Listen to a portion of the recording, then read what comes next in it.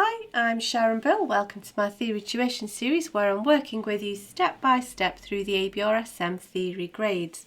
There are lots of resources available to help you on my website. If you go to sharonbill.com, you'll find some free PDF information sheets and you can download those in US letter or A4 to accompany each step of this series to help you. You'll find a page there with links to all of my YouTube video tutorials, and you can also find out about the books that I have available.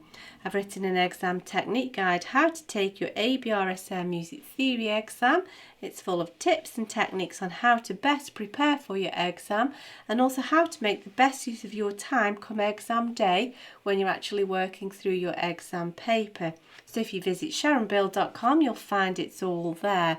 If you can give me a like, that would be really fab, and please do subscribe to my channel to keep updated. Please do share out the videos. And now we're going to complete paper B of the 2018 Grade 4 practice papers. So if you turn with me to page 15, we'll look at the last question, number 7. And we're going to have a look at some harmony and chord structures here. So let's have a go of this together. So we're told that we're in the key of E minor and we're going to have to name the chords 1, 4 and 5, tonic, subdominant or dominant. And so before we start looking, let's just map out what we're going to be looking for. So chords 1, chords 4, chords 5. So if we're in E minor, chord 1 is based on E, the first step of the scale. The fourth, E, F, G, A is the root of our chord 4 and B is the root of chord 5, the fifth step of the scale. Now we build up the triad, the first, the third and the fifth, so E, F, G, A, B, and if that's the fifth we can see that we're correct in basing our chord 5 on that. So now build up the chord 4, first, third, fifth, A, B, C, D, E, A, C, E, and chord 5, B, D, F. However, remember we're in E minor and the 7th degree of the scale, so if E is the 8th, then back one is D and D is raised, so the D will be sharpened and it always falls in the middle of chord 5. The raised 7th always falls in the middle of that chord, so that will also help you as well. So chord 1 here, we're told to name the chords either chord 1 or tonic. It's quite acceptable, it's the norm to use the Roman numeral. A Roman numeral means it's the chord built on a note. It means that it's a whole triad rather than a number, which just means an individual note. So we have an E, a B, an E and a G, which nicely gives us chord 1. You could write tonic, but just chord 1 will do. So now we have here an A, and we've got two stems showing that's the bass and the tenor part.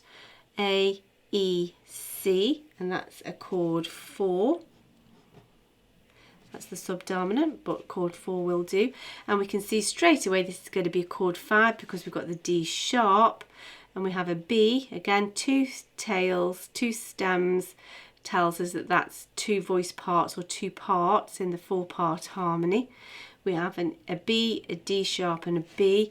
So although all the chord isn't present, we can tell that that's got to be chord 5. There we go. So we have the same sort of thinking now for this next section, but we need to just extend that thinking a little bit further. So we need to write the key signatures and the triads named below.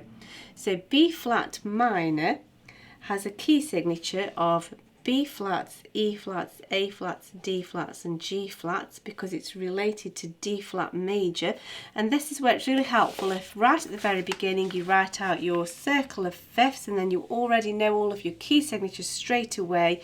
If you do your thinking all in one go, and then you haven't got to keep on dragging that information to memory. If you're not sure how to do that, you can see the links to the circle of fifths tutorial where I explain exactly how to do that. You'll find the links in the cards and also in the description. So we know that key signature, and then let's just pop that in. Now we're in alto clef, so we've got to position this carefully. B flats, there's C, so B is below. E flats, A flats is the line. D flats as the space, and then C, B, A, G flats. There we go.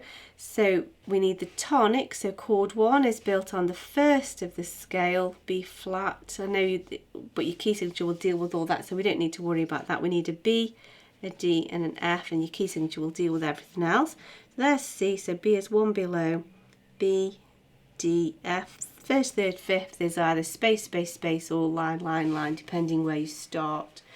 So then, next one.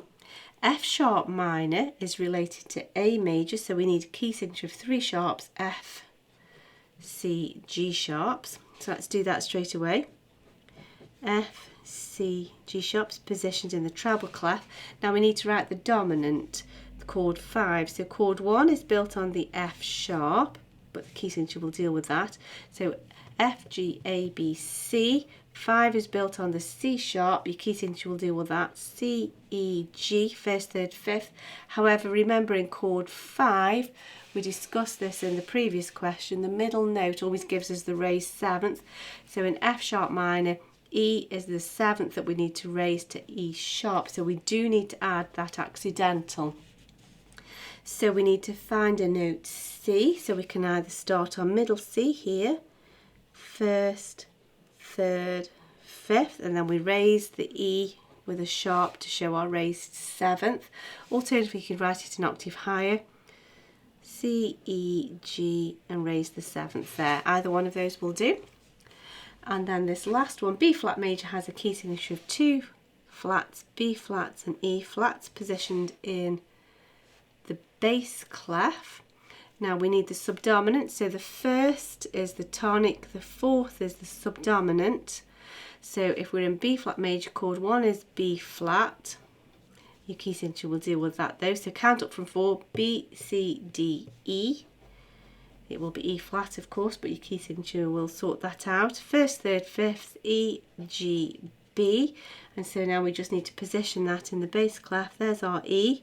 First, third, fifth, space, space, space, E, G, B, and it's actually E flat, G, B flat because of the key signature. So that's that question completed, and that's that paper completed. I do hope this is helpful to you. I hope it's helping you to get to grips with your studies. These past papers, these practice papers, are an excellent revision resource. I do recommend you work through lots of these before you take your exam. There's lots of these that I've worked through with you online, so please do check out those videos. If you can give me a like, that would be really super, and please do subscribe to my channel to keep updated. Please do share out the videos, and please do visit sharonbill.com and browse around all of the resource and information that's available there to help you. Thanks for watching. See you next time. Bye.